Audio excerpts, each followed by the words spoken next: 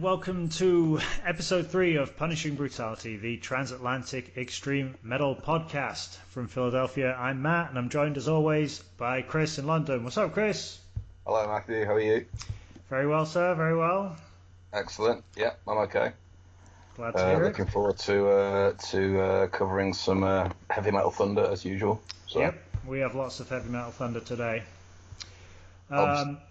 All right, before we do that, a little bit of housekeeping as always. So, new developments. Punishing Brutality is on Instagram. You can find us now and look at pictures of metal things, goats, owls. You're nothing without it. Owls, yeah, we got owls. You're nothing without Instagram nowadays, man. That's where all the kids are at. Exactly, you know what I mean? exactly. We're followed by loads of kids and even more bots. It's amazing. I'm still on MySpace, man. So it's like, you know, Instagram is like a whole new world. So. Indeed. So Instagram, we are on Twitter, unsurprisingly, at Punish Brutal. Though we're not very active on there. We need to up our social media game, I think, a little bit. Yeah. And, sort of like... and what else? So we're on Facebook, and we're on there quite a lot. We're also on Spotify, not just obviously for the podcast, but you can find us as a user there, and we put up all of our music that we play in our episodes on playlists on there, so you can have a look at that. We also put up a additional playlist to talk about all of the stuff to play all of the stuff that we talked about on the episodes but maybe didn't play, so lots of random shit that just comes up over the course of our discussions. Yes. Further listening. It's like you're at university, like a heavy metal university, and this is your extracurricular reading. Exactly. Yeah. So. And we got a best of 2017 as well, haven't we? We have a best of 2017, which we're still kind of working on. We have a huge best of 2018 list, which is like over 100 tracks. So if you just want to kind of like just dive into shit that maybe you haven't heard from this year, check it out. Anyway, give us a follow on any of these social media things. We're old men, so we don't really understand this stuff very well, but help us out and give us a follow. Yeah. Okay, what else? So before we get into it, obviously, like any other week or any other month, we're going to be talking about some new stuff. We're going to be talking about some gigs.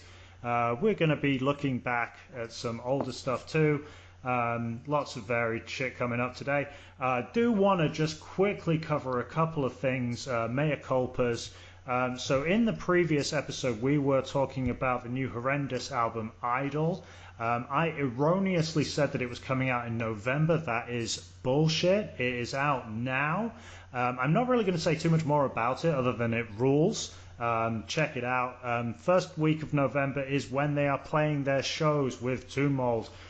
So there is going to be a gig in Philly at Kung Fu Necktie on the 10th of November. The Philly contingent of Punishing Brutality will be there in force, obviously. So come out and have some beers and listen to some crushing brutal death metal. It doesn't get any better than that. And while I am in the mode of apologizing for talking total crap, I also realized on the previous episode I said that the great Hannes Grossman had performed on Necrophagist's Onset of Putrefaction album, which I fucking love. That is, of course, bollocks. Hannes Grossman performed on Necrophagist's Epitaph album, but who was on the Onset of Putrefaction, Wills? I have no idea, man. Who was it? No one, because Mohammed did all of the stuff himself with a drum machine. So You know, when you sent me some shit through, and I was like, this sounds like a drum machine, and I wondered if maybe it was like a production thing of the time, but it was an actual machine. Yep, he did the entire album himself, and then he brought in a band for the second album. So yeah. Oh, okay. So Punishing Brutality will make up for what we don't know in Enthusiasm, but we don't really know any more than anybody else does. We just really like metal. I don't know anything, man. I'm just talking shit. Yes. So apologies in advance. If you do hear anything bollocks on here, feel free to let us know. Harass us on social media, man. Just hate messages. We want more hateful messages. That'd be really cool. Exactly. Oh yeah, and one more thing. This is not a mea culpa, but we talked about when we were talking Hannes Grossman, we were talking about Hate Eternal. They have another song out today. It's really good. Yeah. I'll check So that out. check it out. All right. That's enough of that. Let's get into it. Yeah.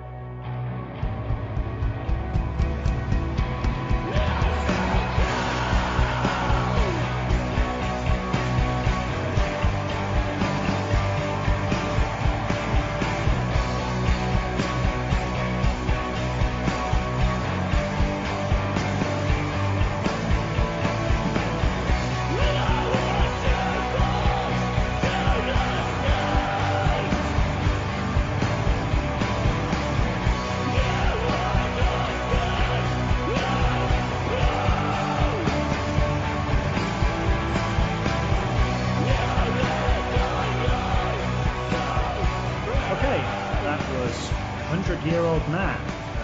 They are playing in the UK at the moment. Will's part of your gig reviews and live shit.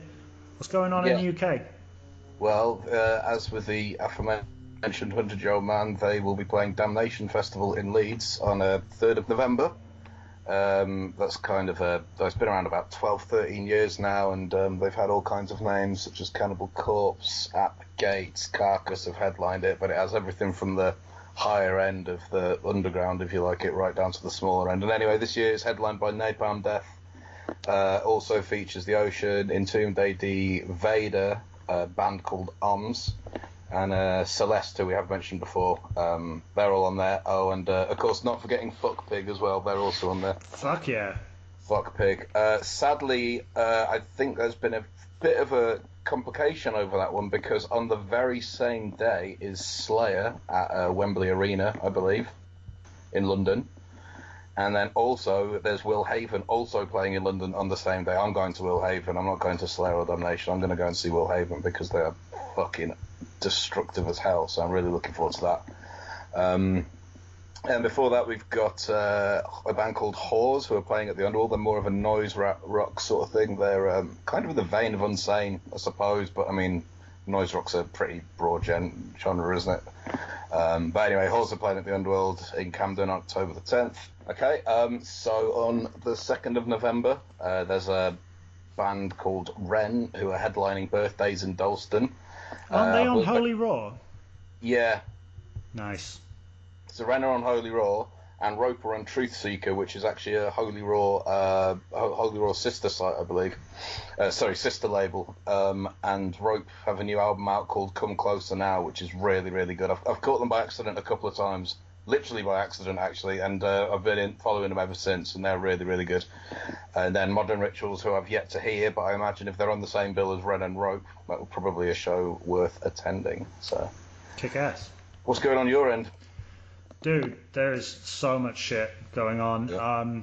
I think by the time this pod comes out, it's probably going to be a little bit late for Full of Hell and Sun Rot at the Voltage Lounge. I think you're a big Sun Rot fan, aren't you? I think. I was listening to Sun Rot today. Yeah, they're pretty good, man. They're pretty good. But you're not going to see him. I'm not, unfortunately. Then what else we got? We've got a mega melodic Doom Death Fest, Amorphis, Dark Tranquility, Moonspell, Omnium Gatherum. That's on the 12th at the Trocadero. Omnium Gatherum just have a new album out, pretty good. Some brutal tough guy hardcore, Harm's Way and Terror. That's on 10/16. The Voltage Lounge. Sorry to interrupt. Who do you reckon's harder out of Harm's Way and Terror? Terror, because they're from this area. Well, that might be bollocks, actually, but I'm pretty sure they are from Philly. Harm's Way. What's up? You seen the front man of Harm's Way? He looks like he spends more time in the gym than he does in the studio. He's literally like the Hulk, like quite literally like the Hulk. Never fucking seen anything like him. We saw him at Temples a few years ago. I was like, Jesus Christ. So he's a pretty solid guy. That's a very, very tough bill, man. I'd be interested to see that. Yeah, they'll be doing press-ups in the pit for sure. Absolutely. Throwing cabinets at people.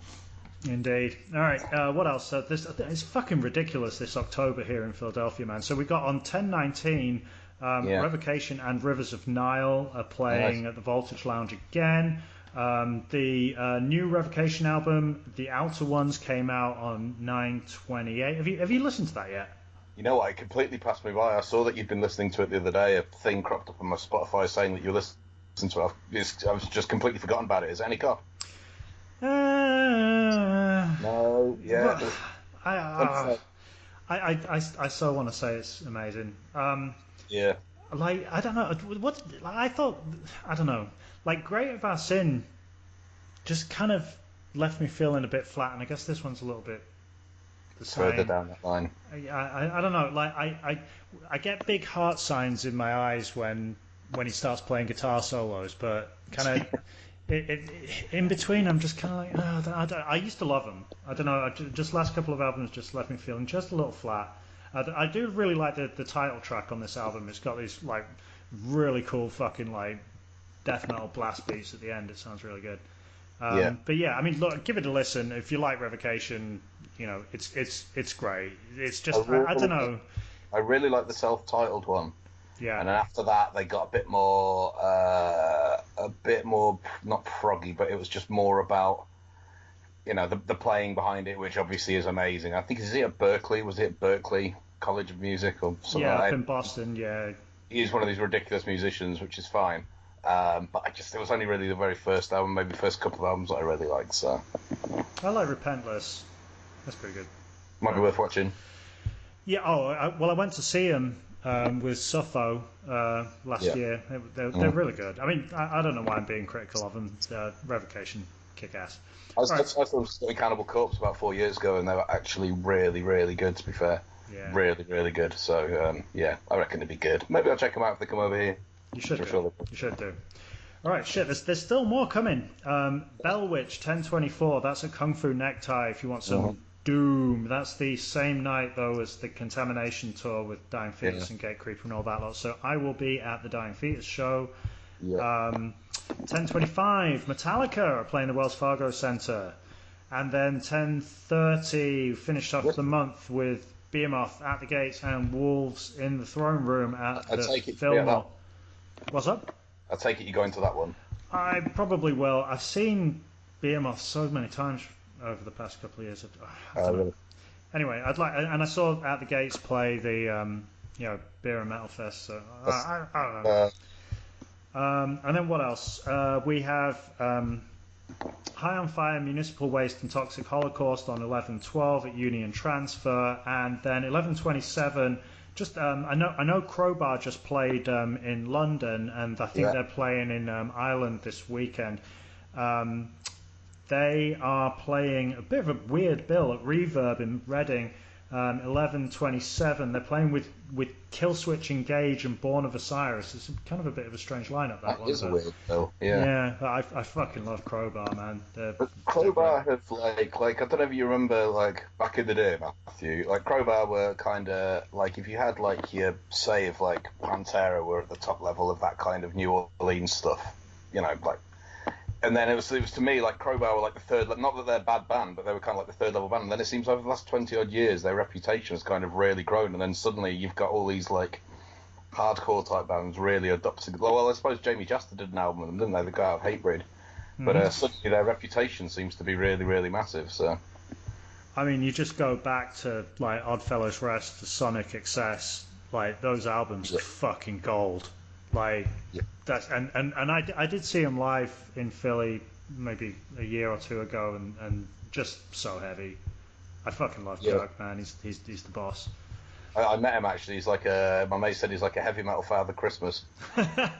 He's like, hey man, how's it going? This was in Leeds years and years ago. They co-headlined with no, it was with Hatebreed actually. Like I said, I went to see him with Hatebreed, and he was just at the bar drunk, and he was really, really cool. Yeah, he was really good. Like heavy metal Santa Claus, but no, stick some stuff on a playlist. I'll check it out.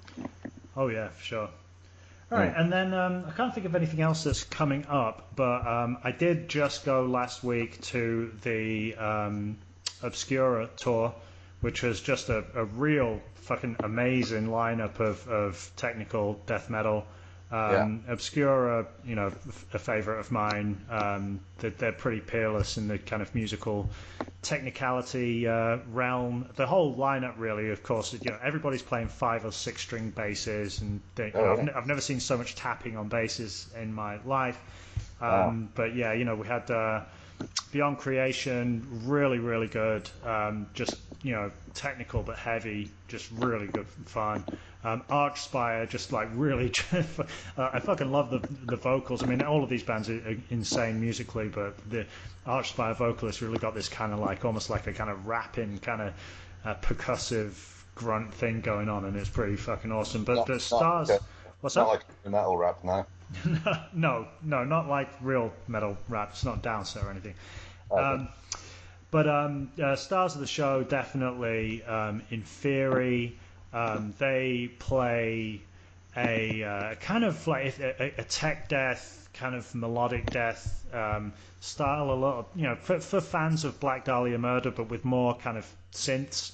And they brought out a new album this year called Revenant, and it's one of my favorites of the year for sure. I really fucking love this album. It's a very, very dense mix, and it's quite impenetrable, and a quite strange style for this particular type of metal on the record. But live, you know, this I don't know, maybe it was where I was standing, but the synth really came, you know, kind of dropped to the back, and it was just fast and furious and really up tempo. And they have a new singer. His name is Steve Boyser. So he didn't perform on the record, but he's now performing live, and he fucking killed it. Like he really got the crowd going, and it was just a phenomenal show. I just watched Inferi, and I was like, oh my god, I feel so sorry for all these bands that have got to come up next, and because they ain't beating that. And sure enough, yeah, credit to all the other bands, but Inferi just fucking blew my head off. They were so fucking good. The other bands, others couldn't stand up to it now. Yeah, well, they just had so much energy. They really just, were fucking great. It's not your cup of tea, Wills, but like No. it was a fucking great show. Cool, man. All right. I think that's enough of it for the live stuff. Let's get into some new tracks. New tracks.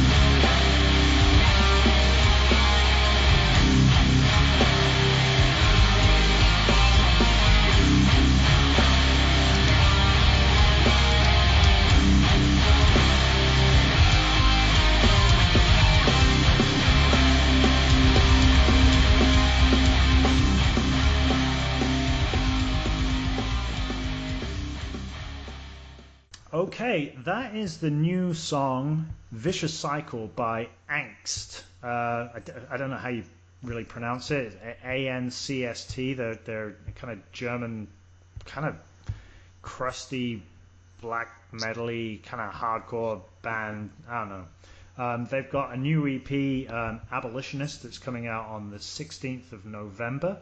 They've been like incredibly prolific this year. I think nobody's been more prolific except maybe Thou. So this is going to be their 5th release in 2018. They did a full-length album, Ghosts of the Timeless Void, an EP. They did a split with Deprivation, and they also did a full-length ambient like drone album called Anomaly. Drone's not really my thing, but if you like that kind of stuff, give it a try. Drone's really simple. You just leave your guitar against an amp for an hour and record it, and then everything. That's all you need to do, man. That's all you need to do. Well, I'm sure they do it very well. To my well, what the fuck do I know about drone? Anyway, Yes. but I really did like Angst's Ghost of the Timeless Void album. If you haven't heard it, fucking go and check it out. It's really good. And this new track, the new EP, really just kind of follows on where that got left off. It's just really kind of like, up tempo, like black metal with, screamy. It's kind of like it's got all the blast beats, but it's also got these kind of hardcore breakdowns, and it's just fucking cool. I just really enjoyed it. What do you think, man? Yeah, I checked out some of the old stuff. I thought it was really good. I don't know why. For some reason, I thought they were like some kind of deathcore band, like Oceano or somebody like that. No. Maybe a gent band, but obviously, having listened to it, it wasn't the case at all. I remember you said to me that you thought it was quite black metal-y, so you weren't too sure how bothered it would be. But actually, like you said, it's quite crusty as well. The vocals are actually, I don't really think the vocals are black metal at all. Not at all. No, they're not. Which for me, like my main issue with black metal is the vocals and maybe the synths, but a lot of the time I just can't get past the vocals. But in this, they're much more of the sort of the crusty grindcore kind of vocals, like Dysphere or something like that. So I suppose they're a bit of a crossover in that respect. But actually, it reminded me a bit of the new Skeleton Witch album, which I know you are a massive fan of. Actually, when I listened to it, it did kind of remind me of that. Yeah, so. there's some similarities there for sure. Yeah. No, I was quite impressed with it. Good recommendation. Yeah, I liked it. And also, actually, another thing, we talked about the new album for Horrendous. They've got a new album for Revocation. There's a really big new album that came out last weekend that we're going to talk about in a bit. But we also have a new album out from, speaking of the black metal and the vocals, Anal Nathrak. Fucking hell, I listened to that last night. That's a bit of an audio, like assault. Did you have difficulty sleeping afterwards? It was extremely, extremely intense and fucking cool. I might talk about that in more detail later. Yeah, they do tend to be quite intense, don't they? Yeah. All right, what have you got for me? There's some band called Metallica. Oh, really? Yeah. I don't know if you heard of them. They're like some San Francisco band or something like that. They're releasing a new album, And Justice for All, on November the 2nd, so I'm quite looking forward to that one. That rings a bell. Yeah, the last album, the album prior to that, Master of Puppets, was pretty competent, pretty good. I mean, not really the finished thing, but it was all right. So, yeah, no. In seriousness, they're re-releasing a remastered version. I mean, everybody knows pretty much everything about Metallica, so I won't go into it here. But anyway, for anyone who's interested, that's coming out. I think there's some like vinyl thing going along with it. On a much more current basis, a really current basis actually, I was going to talk about Cult Leader's new song. Well, I will. It's called I Am Healed. It's in advance of their second album, A Patient Man, due out November the 9th. They used to be, pretty much all of them were in a band called Gaza, who were fucking devastating, quite frankly. They released a couple of EPs. And 2015's Lightless Walk. It's sort of grindcore mixed with noise rock, but they're just really nasty and horrendous and brutal. I've not seen Cult Leader, but I did have the fortune to see Gaza back in the olden days supporting Converge, and it was pretty much like hell had taken up residence over the other side of the room. And actually, on that gig, they were better than Converge, which is quite some feat, but on this occasion... That is Converge fucking destroy live, well, dude. Every time I've seen Converge, they have been fucking amazing, and I just think it was an off night on Converge's part because I didn't really enjoy them. That every other time I've seen them, they've been brilliant, but at that gig, they just weren't for whatever reason. And so Gaza just were absolutely fucking amazing, and Cult Leader, in a very, very similar vein. Now, on that note, I literally got sent a link today, and another new song has come up. So the one that we're going to play, I Am Healed, is very much in the aggressive. If you've heard any Cult Leader or heard any Gaza, won't come as any kind of surprise. But this new one that's come out today, basically, well, ballad's obviously the wrong word, but it's maybe something like Swans. It's very moody, very atmospheric sounding, quite sort of ethereal and ambient sounding, maybe something like 40 Watt Sun or Cripple Black Phoenix. It's in that kind of a vein. So with these two tracks, I mean, it's literally one is just so different from the other. So it'll be interesting to see where they go with the album, because I mean, they've literally just put out two tracks that contradict each other that much, that both of which are wicked from what I've heard. It should be really interesting to see what that album's like when it eventually comes out. Sick. Let's have a listen. Cult Leader, I Am Healed.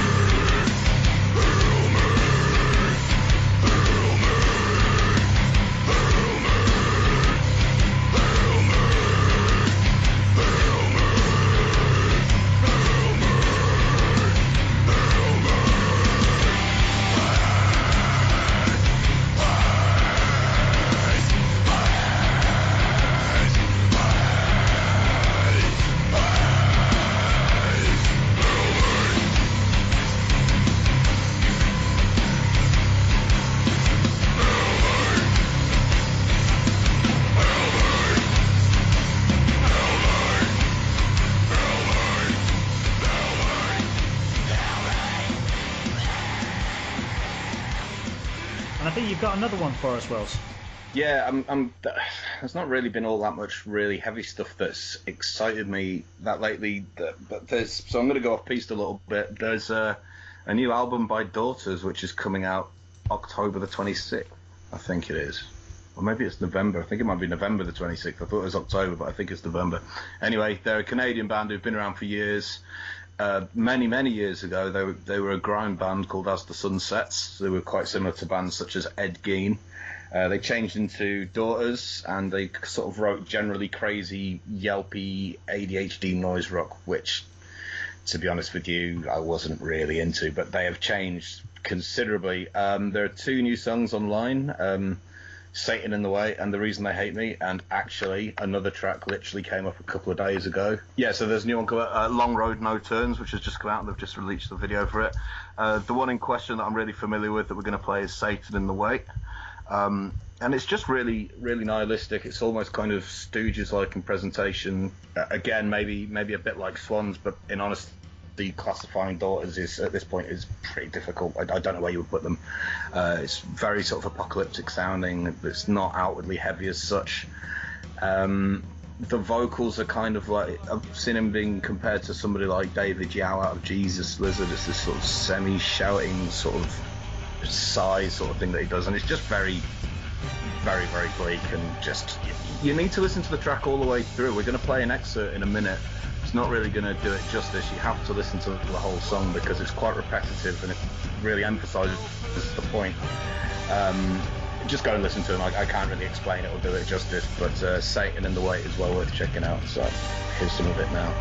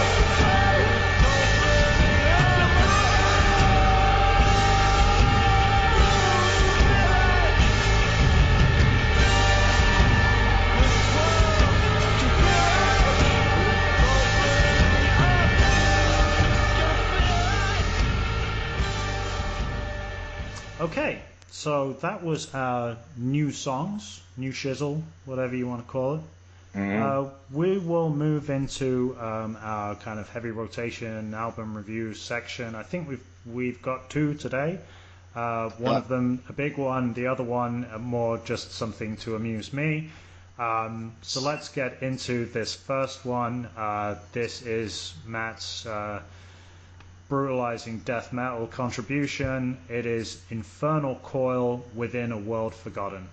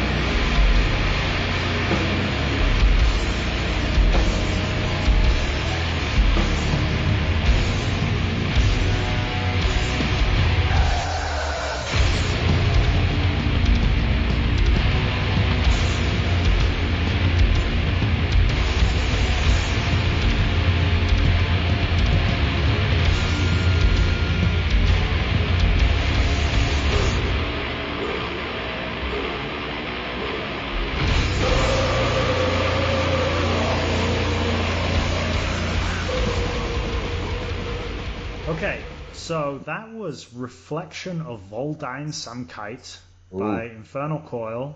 They're from Boise, Idaho. The new album came out on the 14th of September. It's on Profound Law. What you heard just there is basically the general gist of the album. It's an incredibly dissonant and relentlessly evil and punishing experience. There are no like dashing riffs on this album. There's no dancing. There's no happy joy. It's just dripping with malevolence and animosity and a general tone of disgust and hatred for all living things. It's a joyful experience for me to listen to. I find it very relatable. Jesus, what do you think? If you find it relatable, fuck. That's concerning, to be honest with you. I didn't find it all that joyful. No. I've just made some notes to reflect my initial thoughts because it was quite hard to sort of, understand what was going on. So my notes upon first expression were basically, as I said, I have no idea what's going on. And then I thought, well, the cymbals are quite loud. Sounds like the sort of thing you'd listen to on the way to the morgue. I don't know exactly why you would be going to the morgue, but if you were ever on your way there, while you were still alive, that's what it brings to mind. I think it's what it would sound like on the way to the morgue if you were not still alive and you were heading deep to Satan's casket. So, like when you're kind of in the afterlife and someone's got you trapped in a coffin and you're going to you'd be on a stretcher, wouldn't you?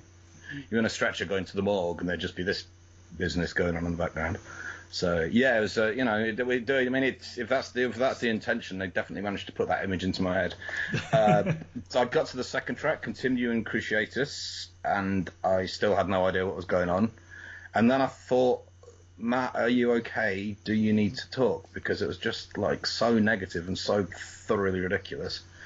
And then there was a bit of respite. There was a bit of respite in that song. Actually, I thought, oh, this is nice. Here comes the riff. There's a nice drony section at 1:30 with a little bit of groove. And then I was like, no, I have absolutely no idea what's going on again.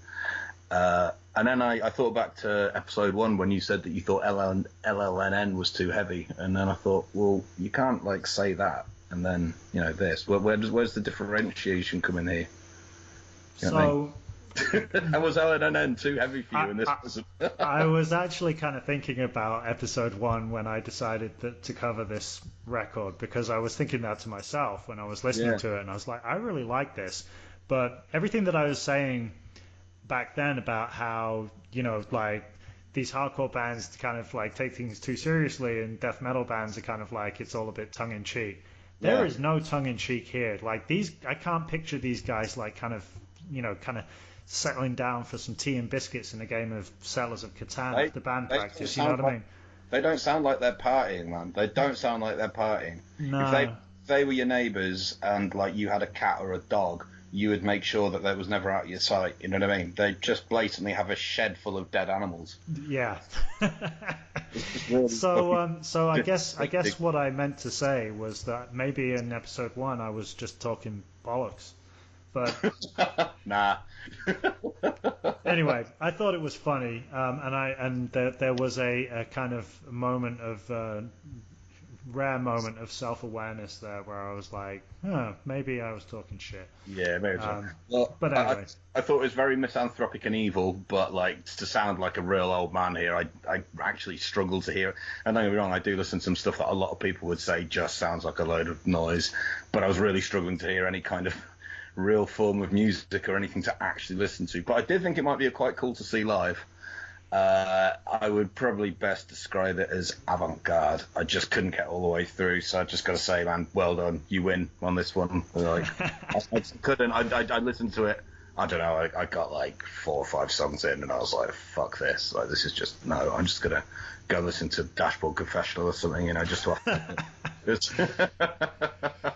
All right, well, listeners, join the debate and let us know what you think of Infernal Coil. I think it's fucking great.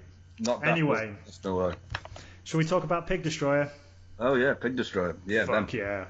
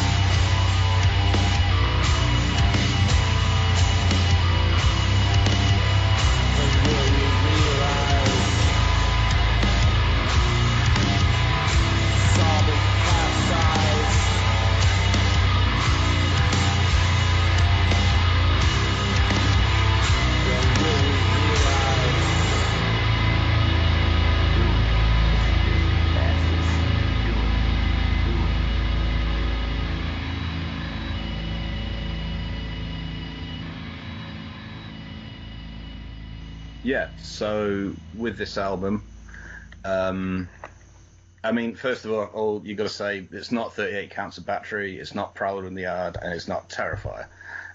There's been quite a lot of bewilderment and upset on the internet about this, but there are a few things I'd just like to point out. They've been around for 20 years. Things naturally change over that time. For Pig Destroyer, I mean, there were 3 priests. They lost 1 guy, so went down to 2, and then they gained another 3 people. So obviously their sound and influences are going to change over time. It's unrealistic to expect them to create those albums. I think Terrifier, and for me particularly Prowler in the Yard, are such highly regarded albums. Anything they release is just not going to match up. Not many bands are able to release albums of that standard, and to expect Pig Destroyer to do so, having already done so twice, it's not only unrealistic, but it's actually unfair to judge them by the albums that they did back then. It's, you know, it's kind of, they will never ever top those albums, so that shouldn't be a factor that comes into play. If they were to release Battery, Prowler, or Terrifier again, everyone would just complain it's the same old shit anyway. So what are they supposed to do? You know, they're kind of doomed either way. That being said, Bookburner was sort of a bit of a shout back to the old grind sound, and in honesty, I didn't think it was very good. So, I mean, even if they did try to go back to the grind sound, it didn't work anyway. So, and now for the album. The first 6 tracks are straight up rages. You've got your obligatory Sinister sample that starts in, and Dark Train comes in, and the first thing you notice is the bass really, really emphasises the sound. It's much more chunkier and like much more weighty than before. It's just really crushing. Tunnel Under the Tracks is classic Pig Destroyer insanity. I think Army of Cots is one of the greatest 90 metal songs I've ever heard.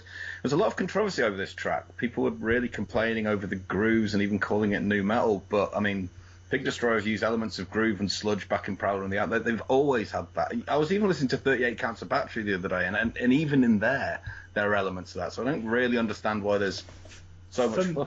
For me, it wasn't that I don't like it, and now I do, right? Yeah. But when I first listened to it, I thought that the drums sounded really like synthetic and industrial almost. And A lot of people said that. Yeah, I can see that. But then the riffs are fucking amazing. So it's just kind of like, I don't know, I guess it was just a kind of little bit of a shock to the system for me, and I just kind of like reacted a little bit negatively initially. Yeah. But now I'm cool with it. So anyway.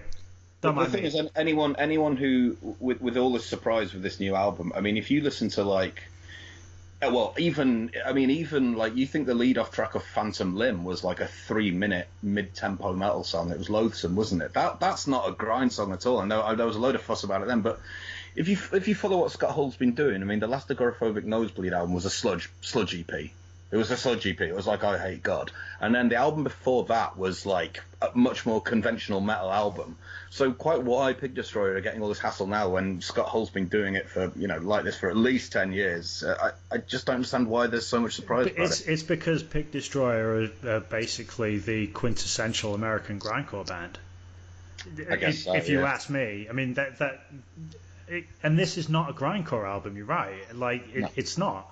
But that's not necessarily a reason to be critical. I find this album, and sorry if I'm kind of like taking off track, but No. I find this album like really like, it's strange to say this about Biggie, but like I find it like pleasurable to listen to. Like, it's just so fucking full of riffs. You sit there and you kind of like you're driving around or doing whatever you're doing, and you're tapping your feet and you're punch in the air, and it fucking rocks, dude. Like, that's not what you get. It's ridiculous. I mean, they're called Pig Destroyer, for fuck's sake. It's always going to be ridiculous. Whatever they do, it's going to be ridiculously heavy.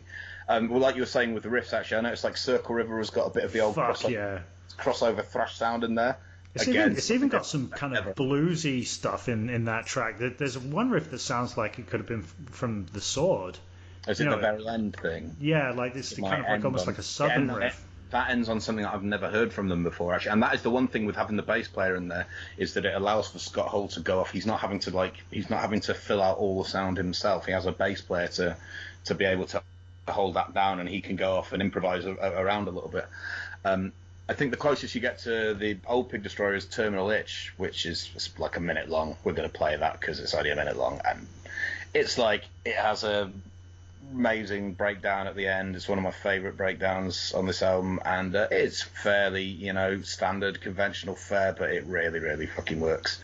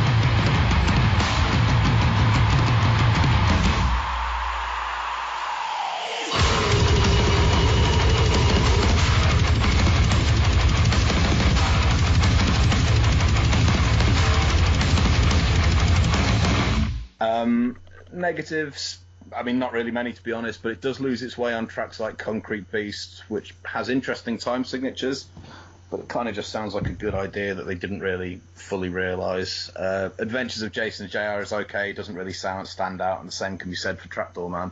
Although in amongst those tracks, you do have Mount Skull, which again is like blasting and completely crazy, and actually sounds like a bit of a reworking of the Adult Swim single they did back in 2013, which is called Octagonal Stairway, which, if you've not heard it, is really worth checking out, actually. That actually does sound like Prowler in the Adder, including his vocals, interestingly. His vocals, that really high-end sort of screech that he used to, so I don't really know why his voice has ended up like this. And that's the thing, actually, his voice, another downside, his voice does sound a bit worn. I mean, it has done for the last couple of albums anyway, but you've got a few people like Richard Johnson of Enemy Soil and Cat Cats of Agoraphobic Nosebleed is in there. And I think they've got Dylan Walker from Full of Hell is on one of the tracks as well, so you do have a little bit of variety thrown in there. The last two tracks are probably the most interesting on there, I think. You've got, like, the last song is the second to last song. It goes on some interesting tangents before getting its head down and just chugs away on the lower end. Say what you want about Scott Hull, but he knows how to punish. And then House of Snakes is like, it's sort of it's basically their Pig Destroyer prog rock opera. It goes through, you know what I mean? It sounds like a Metallica. It sounds like it's fucking 7 minutes long. Yeah, what it the is. Fuck? It's like Bohemian Rhapsody for Pig Destroyer, and it goes through a lot of different changes. Yeah. But then when it gets going, it's just like it just goes off on a proper rampage, and I think it's awesome. And I think like. Yeah, there's maybe a bit of a reliance on some of the tried and tested thrashy riffs they've used in the past, and a bit of that sort of semi-rock and roll sound that they had in there on occasion. They bring in a few new elements, but to me, I think it's their best album since Terrifier. It's much better than Book Burner, and I think I prefer it to Phantom Limb as well. So small amount of weaker tracks aside, I would give it 7 out of 10. I think it's very good. It's probably not going to make my album of the year, but I'm pleasantly surprised at how good it's actually ended up being. So yeah, like you say, it's just really enjoyable to listen to. You know what I mean? The half an hour goes by in no time whatsoever, and it's like you say, it just really rocks. It's just a really, really good album. So if you haven't listened to it already, you should probably make it your business to do so. Fuck yeah. Yeah, I think you're being a bit harsh with 7 out of 10, man. I'm gonna go into the 8.5 kind of area. Really? Yeah. Maybe I'll up it to 8. You give it 8, would you? Oh yeah, I would. I don't know if it's going to get into my top 10 for the year, but I really liked it. I think it's definitely the best thing I've heard from them since Terrifier. Yeah, I think it is. I think it's the best album since Terrifier, which, like, considering that was 14 years ago, is quite a feat. So yeah. All right, all hail Piggy. All hail Piggy, indeed.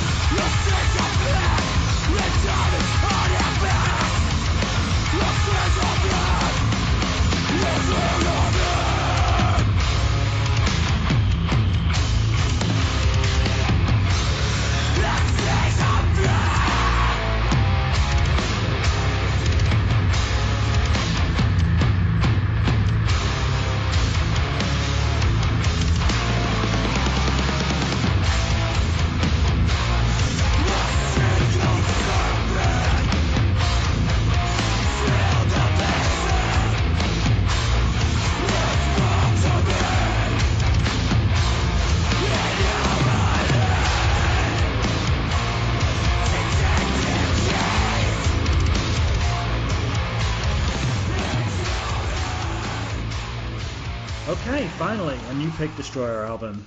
Hooray. Hooray. People rejoice. Indeed.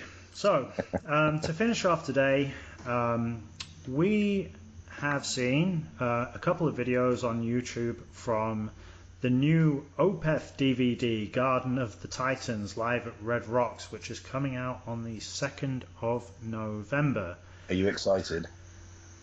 Well... Well, I'll let you make up your mind as to what I think of this DVD by the end. But so the new DVD features 10 tracks, 6 of which come from albums after Opeth's golden era, in my opinion. Yeah. 5 of which are from the No More Guttural Vocals era. There is nothing on this DVD from Blackwater Park. Oh. That is heresy. So he's like, oh, I'm an artist, so basically I'm going to play whatever I want, which unfortunately for you means none of the music that you consider to be any good. Well, look, I mean, with any new band, or with any band, especially bands that have been around for a very long time, as Opeth have, you know, as they get older, and especially if they, you know, make a kind of transition in their styles, they're going to want to promote their more recent stuff, and B, they're, you know, probably going to have gotten a bit bored of playing the old stuff, but you know, there you have it. Yeah. So I'm not going to judge them. You know, the set lists are not quite what I would hope for. It's been you know, nearly 10 years since their last DVD, and they did, to be fair, on that one play Blackwater Park in its entirety, and I would know because I was there. Well, was that the Albert Hall, was it? Yes. The oldest track that they play on this new DVD is Demon of the Fall. And that has been a live constant for the band ever since its release in 1998. It's still one of their best songs.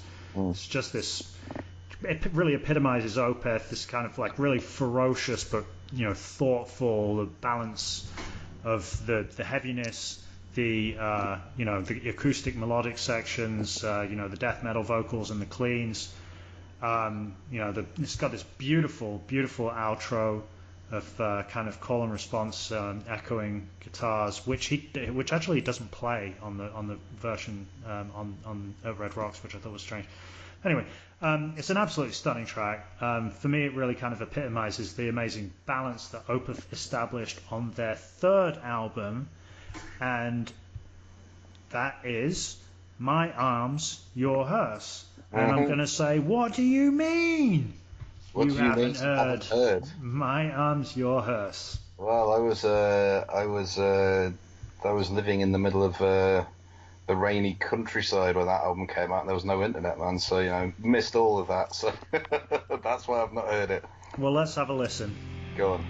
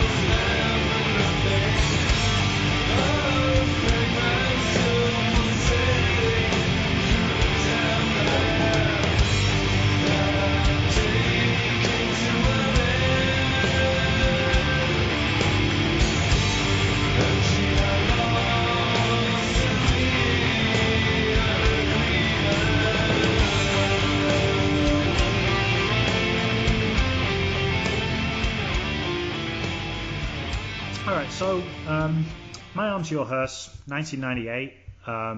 It's the third album, and it was a bit of a new direction for this band from their first two albums, Orchid and Morning Rise, which were like a much more primitive kind of, almost more in the kind of black metal kind of area, though I wouldn't describe it as black metal, but it's certainly kind of leaning towards that. This album really brings to the fore the prog that made Opeth famous. I guess, you know, their unique take.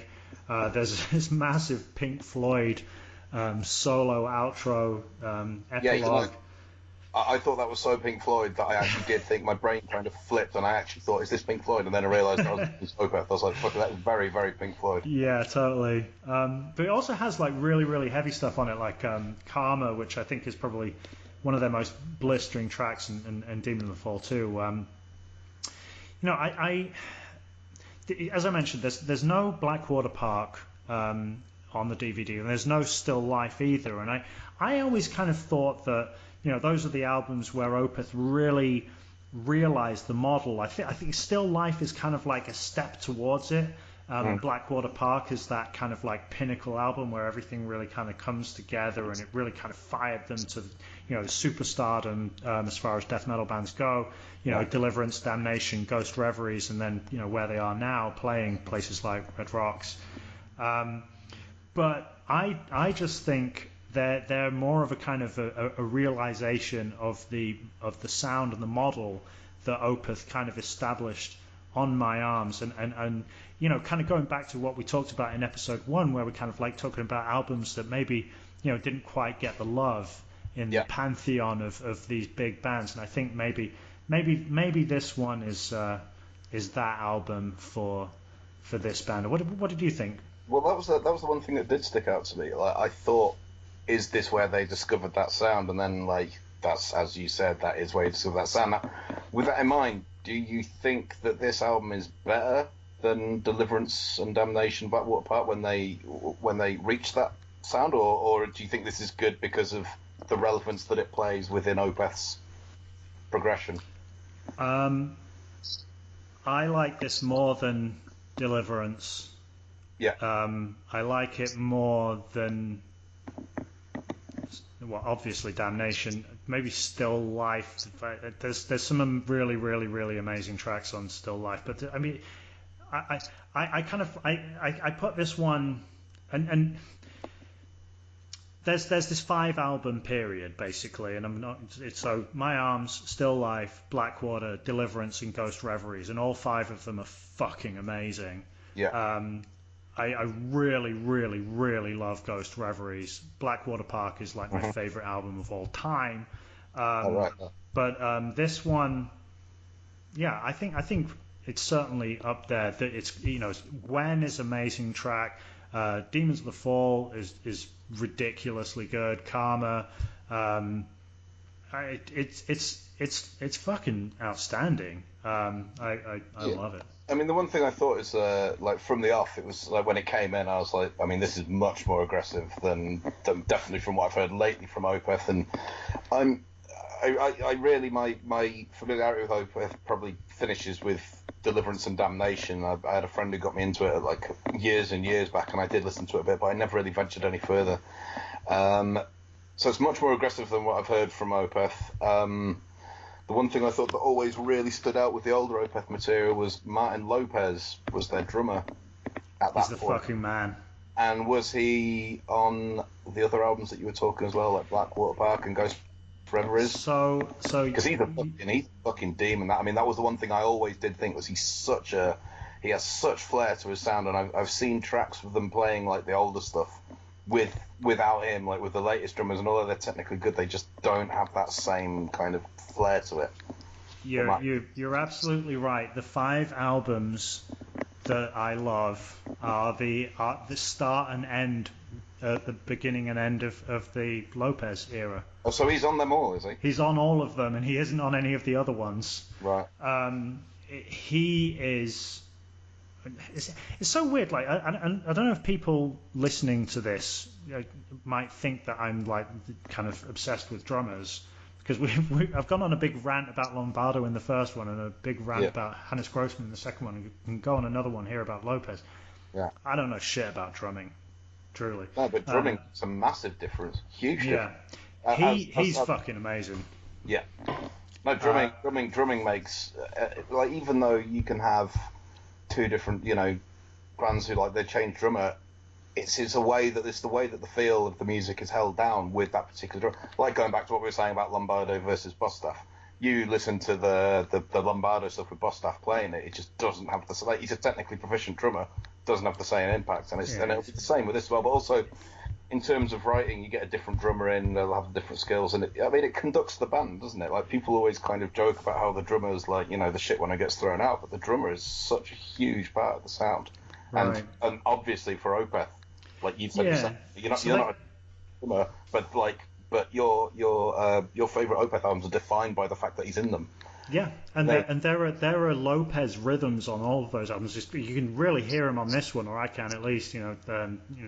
There's so many beats that come in, and you're just like, oh, that's such a Lopez beat right there. Yeah, totally. Yeah. And is he South American?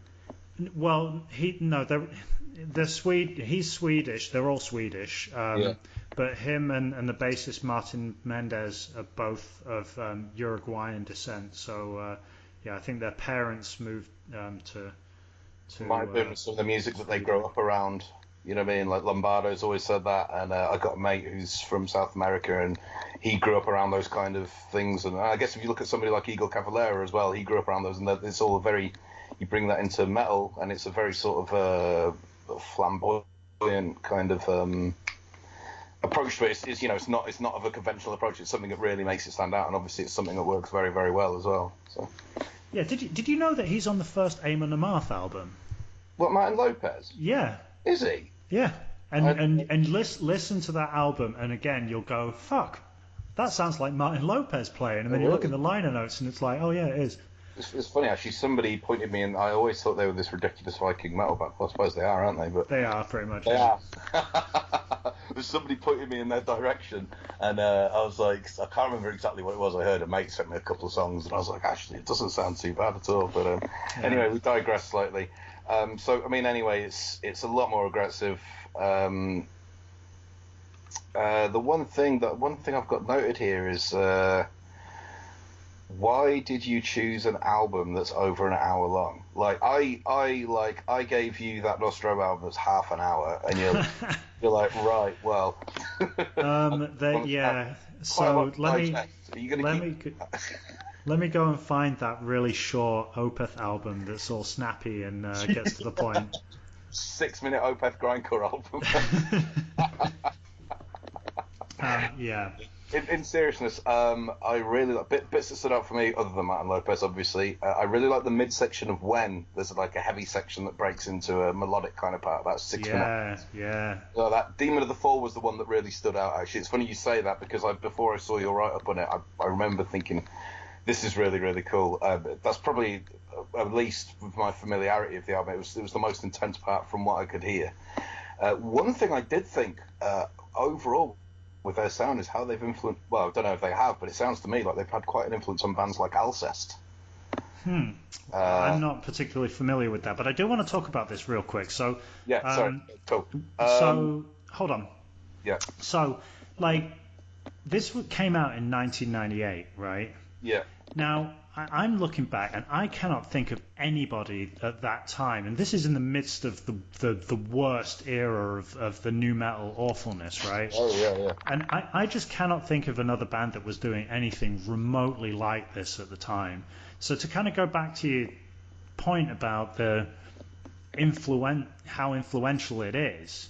Yeah. Like, just massive, right? But yes. I don't really think that any other band has really kind of done this, in the sense that like Killswitch came out in the early 2000s, and suddenly there were like a million Killswitch bands. Yeah.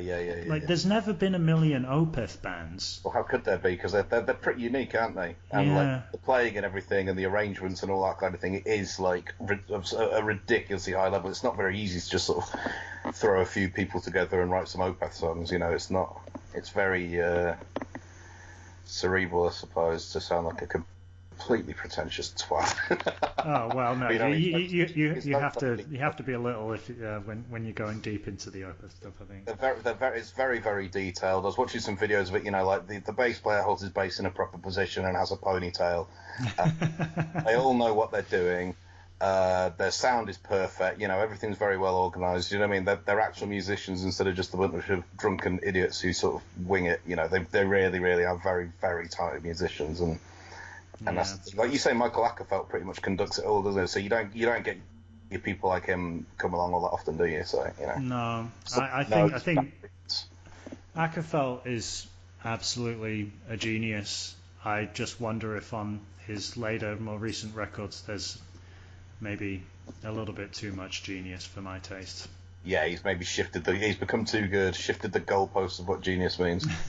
but overall, I mean, I did like this album. I found it interesting. I don't know, it's still not really sold me on Opeth overall, but I can definitely see like why it's an important album, particularly like because I know how much you're into him. So I could see I could see why you rate it so highly, definitely.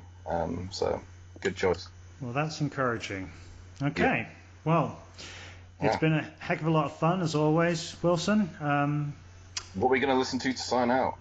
Well, dude, I'm already mixing in some of that Pink Floyd-y a solo epilogue. You got to get in the noodling. Oh yeah, nerdling. Cool. But yeah, a varied punishing brutality list, isn't it? Yeah, it is. It's going to be kind of interesting. Well. Thanks a lot, man. I'll speak to you again, and we'll do another episode for November. And in the meantime, stay metal all the time. Yeah, big pimpin', man. Catch you later. All right. Bye-bye. Bye.